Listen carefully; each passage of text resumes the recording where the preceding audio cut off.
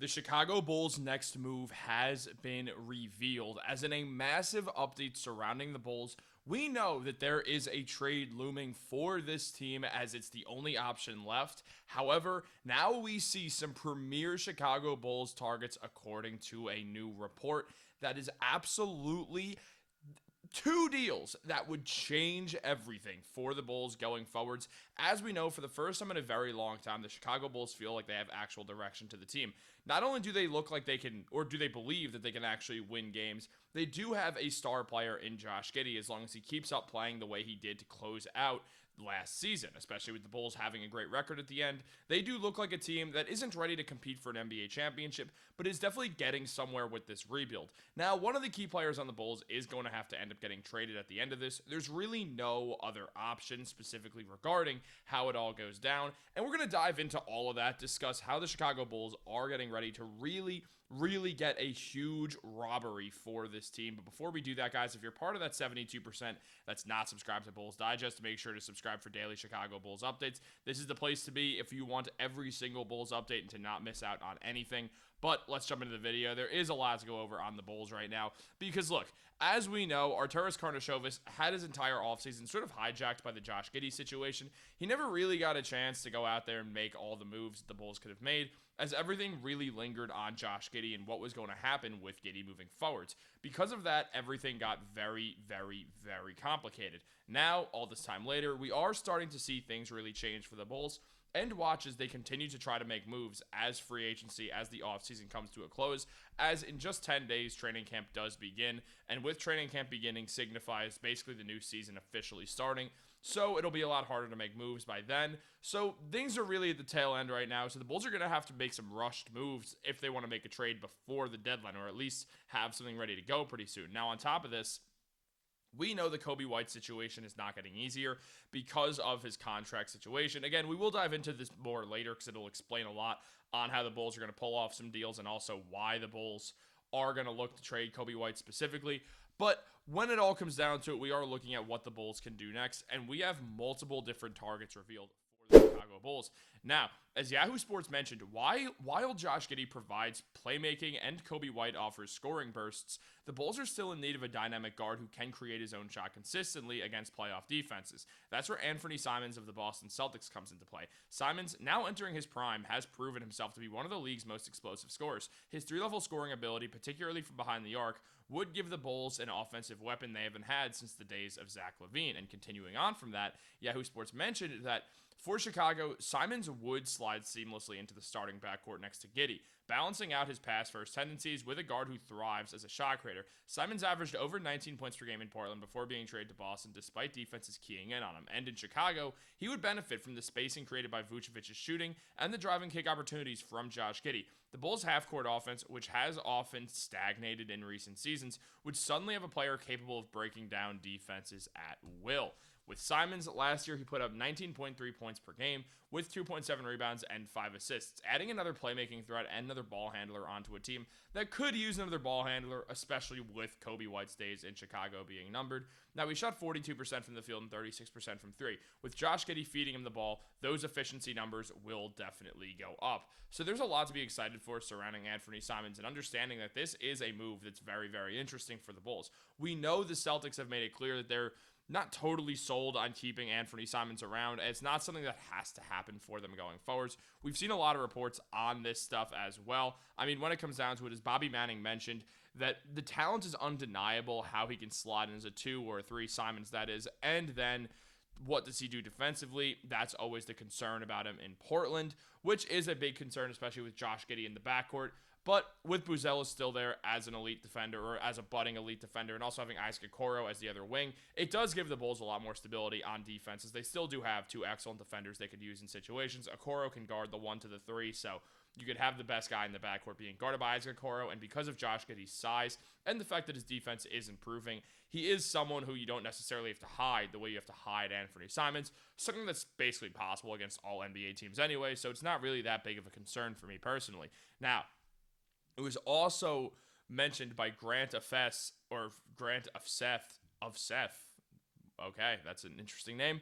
that the Boston Celtics appear poised to elevate Peyton Pritchard into the starting lineup while using Anfernee Simons as a high-scoring option off the bench for 2025-2026 if he remains on the roster. Now, the Celtics believe Pritchard has earned the starting job through years of steady development. His familiarity with the system and readiness to handle expanded responsibilities have made him the perfect option to open games at the point guard position. So because of that, what we see is a guy in Anfernee Simons who got traded to a good team, but he's not starting, even though there's a good argument that he should.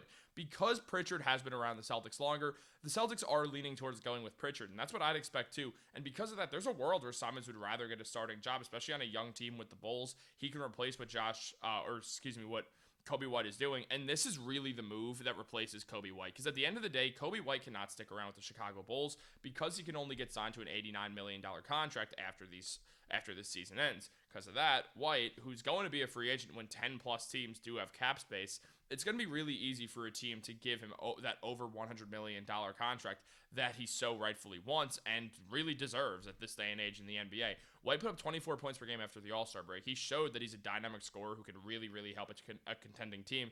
And any team with cap space is going to have some interest in Coby White moving forwards. And because of that, it really does become one of those situations where we have to understand there's almost no way to keep Coby White, so the best option is to trade him. If you bring in Anfernee Simons, you get to keep a great scorer next to Josh Giddey, and he also gets a starting job, and Simons would flourish next to Josh Giddey. That offense would be beautiful, and there would be a lot to like about this team. However, there's also another move as well that they can make, and that is Walker Kessler, who is also revealed to be a good target for the Bulls from Yahoo Sports. As they mentioned, that the final piece of the puzzle for the Bulls may not be on the perimeter at all, but rather in the paint. Nikola Vucevic has been a steady presence offensively, but his defensive shortcomings have long been an issue for Chicago. That's where Walker Kessler of the Utah Jazz enters the conversation. Kessler, one of the league's premier young shot blockers, could provide the defensive anchor the Bulls have been missing for nearly a decade. On top of that, at just 24 years old, Kessler already possesses elite rim protection instincts and rebounding ability. His defensive metrics place him among the top young centers in the NBA, and his presence would instantly elevate Chicago's interior defense. With Kessler patrolling the paint, the Bulls' perimeter defenders could play more aggressively, knowing that they have a reliable shot blocker behind them. It's a dynamic that championship-level teams have leaned on for years, and Chicago has an opportunity to replicate it, offensively that is. Kessler's role would be far simpler, but still impactful. He's not a floor spacer like Vucevic, but he's an efficient finisher around the rim, thriving as a lob threat and one of the best offensive rebounders in the sport. Kessler is coming off an absolutely awesome season where he put up 11 points per game and 12 rebounds with 1.7 assists and getting 2.4 blocks and 0.6 steals, so getting 3 stocks on the year as well, shooting 66% from the field, actually shooting 17% from 3 as well. He does have some interest in shooting the ball a little bit outside of the paint as well, where he has value over replacement player of 1.7 and a positive defensive box plus minus, despite playing for the awful Utah Jazz. With all that in mind, Walker Kessler is someone who has been mentioned in trade talks for a while, and the Bulls have an opportunity to strike. One that would be smart of them for them to take going forwards because of how young Kessler is, and because you already know the pick and roll between Kessler and Josh Giddey would be absolutely huge, while the Bulls finally get some defensive stability in the paint, something that really, again, as mentioned, they haven't had for a very long time. So when you consider all that, and when you also consider just what Kessler's really been able to do as a player and how impactful he is. I mean, when he defended Nikola Jokic shot 40% from the field with Kessler as his primary defender.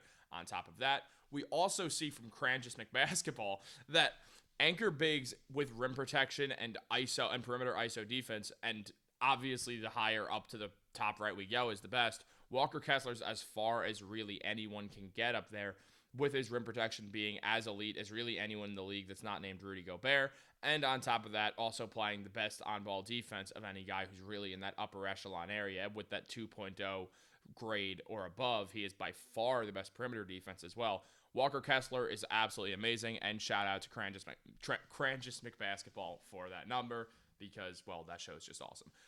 But with all that being considered, with everything surrounding the Chicago Bulls right now, it is really important that we look at the depth chart and we understand that both those guys fit in well. Can you afford both those guys? Not without draft picks, and that's the issue. To acquire Walker Kessler, it's going to take a first-round pick, and that's where things get tough.